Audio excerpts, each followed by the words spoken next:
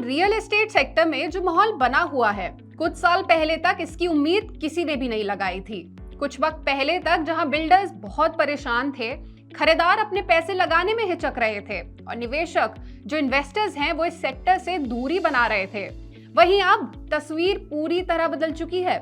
2025 में real estate ने फिर से रफ्तार पकड़ ली है और ये सिर्फ कोई रिकवरी नहीं है, बल्कि रियल एस्टेट की एक मजबूत वापसी है, फुल ऑन कमबैक है। नमस्कार, मैं हूं सलोनी त्यागी और आप देख रहे हैं मनी 9। इक्वेरियस कैपिटल की एक ताजा रिपोर्ट के मुताबिक इस साल रियल एस्टेट सेक्टर ने 23,000 करोड़ रुपए से ज्यादा की फंडिंग जुटाई है, जो पिछले 7 सालों में सबसे ज्यादा है। इससे बिल्कुल साफ है कि अब रियल एस्टेट सेक्टर में इन्वेस्टर्स का भरोसा दोबारा लौट रहा है और डेवलपर्स के पास अपने प्रोजेक्ट्स आगे बढ़ाने के लिए अब कैपिटल की कोई कमी नहीं है। कुछ समय पहले तक ये सेक्टर कई चुनौतियों से घिरा हुआ था। महामारी का असर, ब्याज दरों में उतार चढ़ाव और रेगुलेटरी दबाव, इन सब ने मिलकर रियल एस्टेट की ग्रोथ को धीमा कर दिया था। लेकिन अब हालात बदल चुके हैं। शहरों में नए प्रोजेक्ट्स लॉन्च हो रहे हैं, लग्जरी फ्लैट्स की बिक्री बढ़ रही है और मिड सेगमेंट के खरीदार अब अपग्रेड करने को तैयार हैं। अगर आंकड़ों पर एक नजर डालें तो फाइनेंशियल ईयर 25 में घरों की कीमतें औसतन 13% से 15% तक बढ़ी और फाइनेंशियल ईयर 26 में भी 3% से 5% की बढ़ोतरी की उम्मीद जताई जा रही है। मतलब साफ है, चाहे नोएडा हो या गुरुग्राम, मुंबई हो या हैदराबाद, हर जगह घरों की डिमांड बनी हुई है।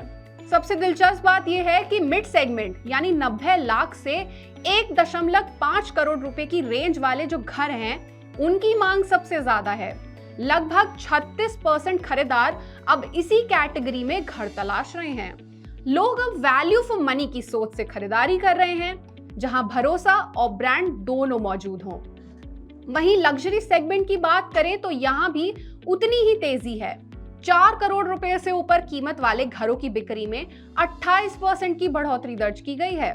देश के 7 बड़े शहरों में सिर्फ पहली तिमाही में ही 1930 लग्जरी यूनिट्स बिकी। यानी लग्जरी अब सिर्फ एक स्टेटस सिंबल बनकर नहीं रह गया है, बल्कि निवेश का भी एक अच्छा ऑप्शन बन चुका है। अब इस सेक्टर में निवेश के बदलते ट्रेंड पर एक नजर डालते हैं। पहले जहां लोग सीधे बिल्डर या प्रोजेक्ट में निवेश करते थे, वहीं अब निवेश का तरीका बदल चुका है। अब पैसा REIT यानी रियल एस्टेट इन्वेस्टमेंट ट्रस्ट में जा रहा है। In real estate investment trust ने पिछले साल लगभग 21% रिटर्न दिए हैं, जबकि कई रियल एस्टेट स्टॉक्स ने नेगेटिव प्रदर्शन दिखाया। यानी निवेशक अब स्थिर रिटर्न और ट्रांसपेरेंसी को ज्यादा प्रायोरिटी दे रहे हैं। इस बार साल भर में बड़ी रियल एस्टेट कंपनियों ने लगभग 20,000 करोड़ रुपए से भी ज्यादा, मिड कैप कंपनियों ने 12,000 करोड़ रुपए और छोटे डेवलपर्स ने करीब 8,000 करोड़ रुपए जुटाए हैं।